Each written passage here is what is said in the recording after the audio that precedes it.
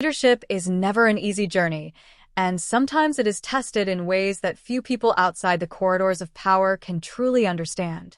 Right now, in South Africa, all eyes are on President Cyril Ramaphosa, and not because of policy announcements or international engagements, but because of a revelation that has shaken in the political landscape.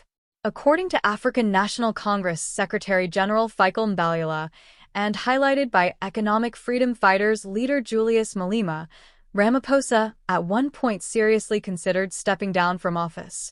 Picture that for a moment, a sitting president carrying the hopes, frustrations, and expectations of millions, standing at a crossroads, questioning whether to continue in a role that is both revered and relentlessly demanding. This story is compelling not because it signals weakness, but because it shows the very human side of leadership, where pressure, criticism, and the weight of history converge to challenge even the most experienced leaders. To fully understand the significance of this moment, we need to look at the broader context of South African politics, the history of the ANC, and the unique challenges that have defined Ramaphosa's presidency. He is not just any politician. He played a pivotal role in South Africa's transition from apartheid to democracy, a skilled negotiator who helped bring an end to decades of institutionalized racial oppression, and a leader who has navigated both business and politics with remarkable skill. When he assumed the presidency, he inherited a nation full of potential, a vibrant democracy, but also deep structural problems, including inequality, corruption scandals, and social unrest. The ANC, his political home, has long been a dominant force, but it is not without internal divisions and power struggles that surface especially in moments of crisis. Understanding this history helps explain that the pressure Ramaphosa faced was not just personal. It was tied to a party that has led the country for decades, a population demanding accountability, and a political landscape that has grown increasingly fragmented and competitive. In recent years, the ANC has seen declining voter support, signaling that public trust is no longer guaranteed. Meanwhile, opposition parties, particularly the EFF led by Malema, have added another layer of complexity. Malema's voice is loud, uncompromising, and constantly questioning the decisions of the ruling party. His criticism often targets perceived hesitations, the pace of reform, and the effectiveness of governance. With Mbalula confirming that Ramaphosa briefly considered resigning, Malema and his supporters see validation for their claims, interpreting the moment as a sign of vulnerability. Yet, as in any political story, it is never that simple. Mbalula framed the situation to highlight party solidarity and collective responsibility.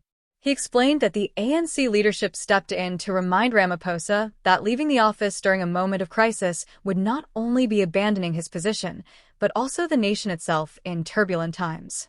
The image of a ship caught in a storm captures the dual nature of leadership, the internal struggle with doubt and the external responsibility to guide a country through uncertainty. It also reflects ANC political culture, where decisions are rarely made in isolation and leadership is often a negotiation between actors, interests, and visions for the future. The implications of Ramaphosa's brief hesitation are wide-reaching. Internally, it exposes fissures within the ANC that have grown over time, with factions promoting different visions for leadership and policy priorities. Externally, it feeds narratives from opposition parties and commentators questioning the president's decisiveness and resilience. Beyond politics, it prompts citizens to reflect on what makes a leader effective. Is it the ability to never waver, or the capacity to reflect, seek counsel, and ultimately make deliberate decisions despite doubts? Ramaphosa's choice to stay, after consultation with his party, suggests a leader who values advice and long-term stability over reactive decisions in moments of pressure. The international community is watching closely. South Africa's role on the continent, its economic significance, and its potential as a regional stabilizer mean that moments of political uncertainty are noticed globally. Investors, diplomats, and media outlets monitor these developments, evaluating the potential impact on confidence, growth, and stability. Ramaphosa's decision to remain signals that the country is committed to steady leadership and democratic continuity even under intense scrutiny. Looking at this from different angles, there are lessons for both leaders and citizens. Leadership involves moments of doubt, reassessment, and sometimes fear. The most effective leaders are not those who never feel these pressures, but those who acknowledge them, weigh the options, and make choices that balance personal conviction with collective responsibility.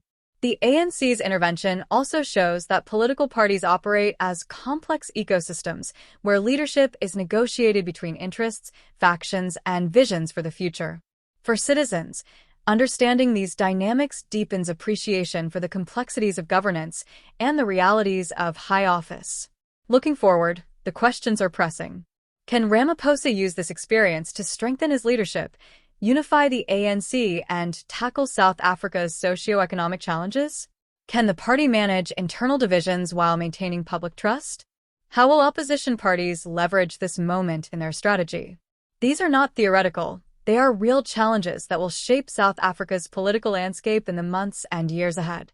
As observers, we are reminded that politics is dynamic, shaped not only by policy and elections, but also by human decisions, emotions, and the delicate balance of power. Ramaphosa's near resignation is more than a headline. It is a glimpse into the pressures of leadership and the balance required to navigate doubt and public duty. It encourages reflection on how leaders are supported, how parties function, and how citizens engage with democracy. So, what do you think? Was this a moment of weakness, or a sign of thoughtful leadership by a president carrying the hopes of millions? How should the ANC manage internal pressures? Can opposition parties challenge leadership constructively without destabilizing the country? Share your thoughts in the comments below. If you found this discussion insightful, subscribe, share the video, and join the conversation. Leadership is complex, pressure is real, and your voice matters as South Africa navigates these defining moments in history.